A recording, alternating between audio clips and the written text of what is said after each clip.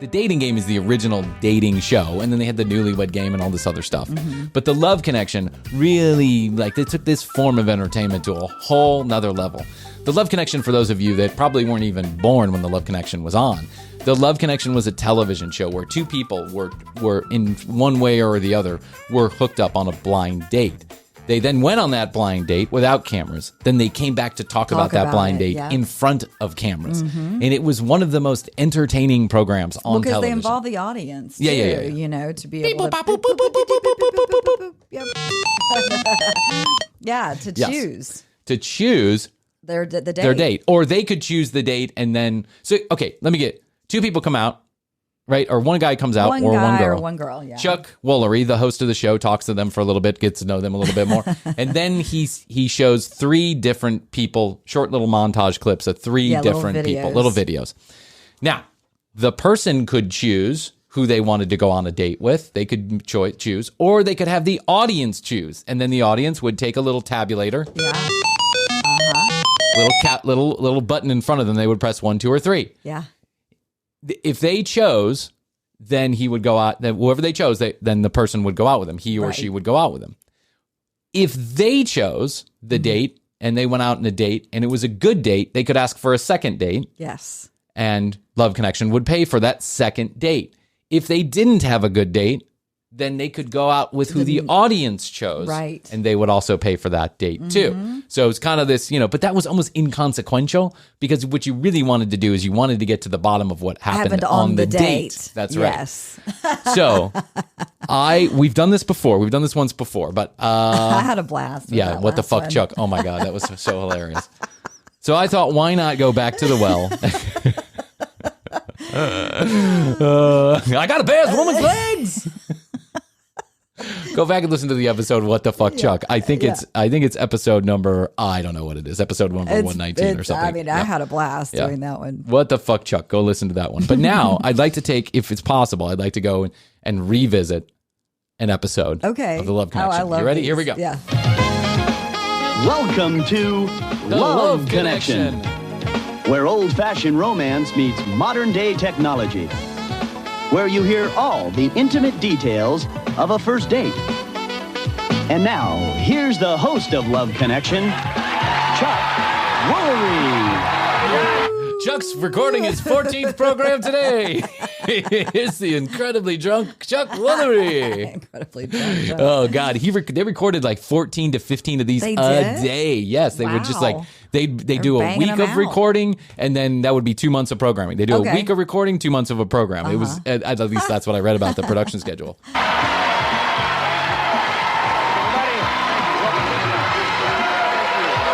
This guy was mega famous back in the 80s and 90s, by the way, Chuck Woolery, because of this television program. For sure, 2 and 2. Yeah, 2 and 2. He would be like, we'll be back in 2 and 2, referring to 2 minutes, 2 seconds for the commercial break. Now it's, we'll be back in 12 and 30. It's unbelievable. True. I was watching The Sinner, which is a show on USA. Yeah. You've watched that show? I've started to. So good. So good. And this last season, but generally the first 3 seasons are incredible. The first 2 seasons are incredible. Yeah. But I was watching The Sinner online, but they still have the commercial breaks in it, unless you want to pay for it. It's not going to pay for it. And literally 9.5 minutes of commercials. Yeah, so I don't want any more long. complaining about our 6.5 minutes of commercials. First guest. He's originally from Houston, Texas. Says that he's the trusting type, but you better not cross him. Claims that he prefers. Says that he's the trusting type unless he's murdering you. Says he's the trusting type unless you cheat on him and then he'll kill you. There's women who use bad language. And his memory has caused him some difficulty. Fuck me. Fuck. What if he came out and he was just like, the fuck's up, Chuck? You big dick? How's your scrundle sack, you asshole? Difficulty with his social life. Please welcome Eric Braverman. All right. Eric, how are you? Well, what's the story on your memory? What? What? Where did that come from, Chuck? Chuck has been phoning this in for 20 seasons, by the way. He just phones it in. Yeah. He's just randomly like, what's the deal? So what's the deal with your dick? What's the deal with your memory? Right, where did that come from? He's like, what? I don't know. I can't remember what I'm talking about. Yeah. Wrong cue card. Answer the question. We only got 8.5 minutes here, bud. By the way, 8 minutes, 12 seconds. That's how long a segment is. Oh, okay. On Love Connection. Okay. In case you were wondering. Gosh, I don't remember. Actually. Predictable. Let's get him with a zinger. What do you say? Come on, Aberman. I know you can do this. Let's throw a couple zingers in there. I can see him getting hyped up in the mirror with like one of his friends. Yeah. This is 15 minutes of fame, man. Let's get him with a zinger. Tell him you got a bad memory. They'll go, hey, what's up with your memory? And you say, I don't remember. Right. This is the comic break we've been looking for. Go, Aberman, go. I have had some problems in the past trying to remember my date's name. Went out about 1.5 years ago, I guess, with a girl that I met. We went out. She called me, left me a message on my machine, and she said, it's me, just confirming the reservations for tonight. Uh-oh. So we went out, had a great time. It was actually a very good date. We went out the next night, and I took her places trying to learn her name. To this day, I don't know what her name is. We took her places trying to learn her name. Where did you take her? Right. Yeah. Hey, do you want to go to this name shop? Yeah, I don't know where you try and learn something. You know, in the 80s, they had all those, they had like... Unless maybe you had to fill out a name tag or something. You want to go down to the Social Security office, fill out a new card? Do you need a new driver's license? No? I figured we'd head on down there with a bottle of wine. Yeah, that's right. Hey, do me a favor. I know you're driving. Will you go 152 miles per hour past this police officer? I want him to pull you over real quick. I can't remember your name. That would be easy. That's an easy one to overcome. Mm-hmm. And I would be like, here again, Brian Grain's dating service is available to anybody for $5. If I didn't remember your name and we were on a date, this is what I would do. Okay. What's your name? I can't remember your name. How do you spell your name again? Yeah. How do you spell your name again? That's a good one. Yeah, that's a good one. Mm-hmm. Or yeah. Can you spell your full name for the reservation? They need your reservation. Oh, Tom. Jill. Jill. Wow, I didn't know. Oh, you know, some people spell it with a Y or an H and a P. Yeah. You know how the kids are doing it these days. Jilf. The PH is silent. Well, my mom's name was Jill, and it started with a K. The K was silent. KJILL. Are you serious? Really? Listen to how innocent all of this is back then, too. Yeah. Like, you know, the worst thing that poor Eric here has ever done is forgotten his date's name. Right. You know, this day and age, it'd be like, oh, God. I stabbed someone in the penis. It could be. Because he wouldn't pay for my dinner. Worse. Yeah, it could be much worse. I took me, my mom, my best friend, and everybody out to dinner, and then I ghosted you. Yeah. Well, I guess it doesn't matter anymore, does it? No, it doesn't. Yeah. What is this about bad language? No, it doesn't, Chuck. What are you trying to say, Chuck? He sounds aggressive. I know.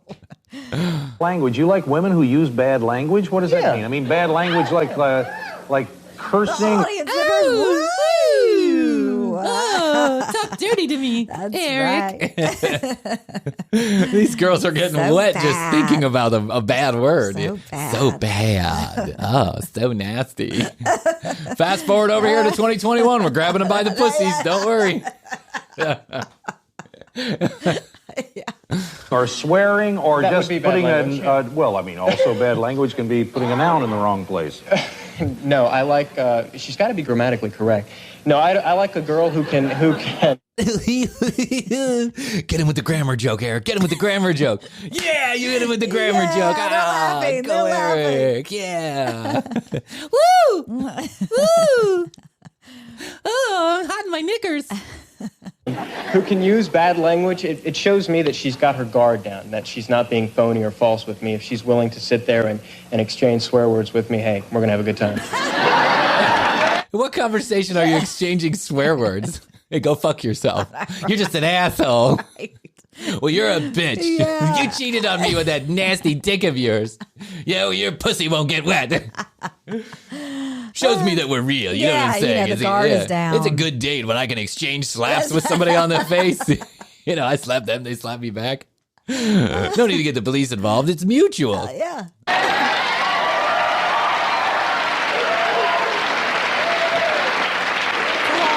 Wow, it's like they just let these people outside for the first time. These people have never heard anything at all remotely non-puritanical. Yeah. Well, I'm not going to say it. Okay, let's take a look at the women that Eric had to choose from. Remember, you're going to pick the woman that you think's best for him. Here we go. First, Elena. She has a degree in psychology. This sounds like the perfect girl. I'm not sure. She says that she either has a steady guy she goes out with or as many guys as possible, but she hasn't liked any of them. Well, that makes no sense whatsoever, Chuck. Good framing there, buddy. She says she either goes out with one person at a time or everybody. Yeah. She either likes to have sex with one person or she likes a gangbang. There's no in between for this young lady. She's a psychiatrist. I like as many dicks as possible. That she's been seeing lately. And she tells us the best dating advice she heard was this. Use them, abuse them, and lose them. Well, you know, everybody knows that saying, and I'm not that cruel, but I think it's good advice. It's more fun that way. Use them, abuse them, and lose them. Huh. Yeah. Come on over to 2021. The water's warm for you, young lady. Exactly. Yeah. You'll fit right in. You sound like the ghosting type. Yeah. This girl sounds a little crazy. Let's hope Eric doesn't choose Bachelorette number 1. Elena. Next, Heather. Heather says that she thinks a good place to meet men is a supermarket, especially the cereal aisle and the produce department. She'd like to meet a man who's into health and fitness, and she says that looks are important too, and Heather tells us about the men that she's been meeting lately. Say, what do you want to punch me in my Captain Crunch? The cereal aisle. Looks are important.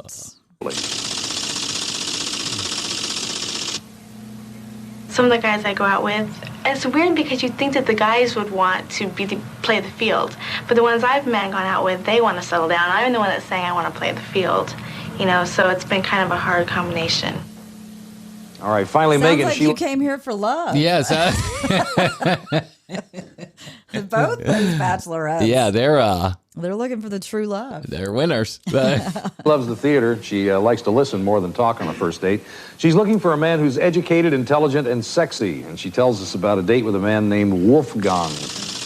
It's Wolfgang, you fucking moron. Come on, Chuck. Don't try to get fancy now. Wolfgang. Wolfgang. She went on a date with a man named Wolfgang. It's currently available on DVD-ROM. I'm Wolfgang. I'm here to fix your sprinkler system. Or Wolfgang. Oh, okay, there you go. Thanks, himself. Thanks, Chuck. Yeah, but pay attention. He's like Hoadley here at the commercial break. He's like, Wolfgang. Well, wait a minute. Wolfgang. Yeah, Wolfgang. We went back to his house to watch an opera, which he had, Don Giovanni. Wolfgang then proceeds to tell me that he is Don Giovanni reincarnated. And he, honest to God, believed it. I thought it was a joke, and I started laughing. He didn't know why I wasn't taking him seriously. I mean, I know men are romantics, but I mean, this was completely ridiculous. Well, those are the 3 women that Eric had to choose from. Now it's time for you to choose. Who are you going to send him out with? Chuck? Okay, Chuck, let's just leave it alone. Yeah, Chuck, an accent. He sounded like a Polish polar bear. He sounded like that Muppet, the one who's always making food. That's right. Yes. 1, 2.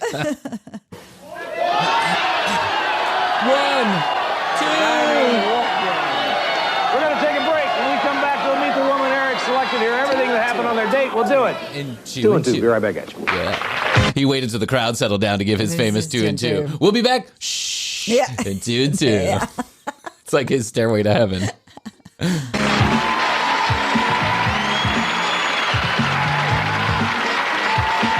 Gotta love the music. Music is old school. Yeah, for sure. Eric's going to tell us who he selected. And I remember this. Good. I chose Heather. Well, that's good. Haven't seen each other since the date. We always do both sides. Say hello to Heather Rickham. Hi, Heather. Can you hear me all right? Yeah. Make yourself at home back there, and Eric will start us off. Heather was number 2. So Yeah, I think She was Heather was number number 2. Mm-hmm. Or number 2 or number 3. I can't remember. I left the arrangements up to her, so I got to her place, and we... Wow, nice of you. I know. You're off to a rousing start, Rick. Hey, you want to go on a date? Yeah, sure. What do you want to do? Yeah, right. It's the worst. You figure it out. I'll call you later. I'll be there at 10.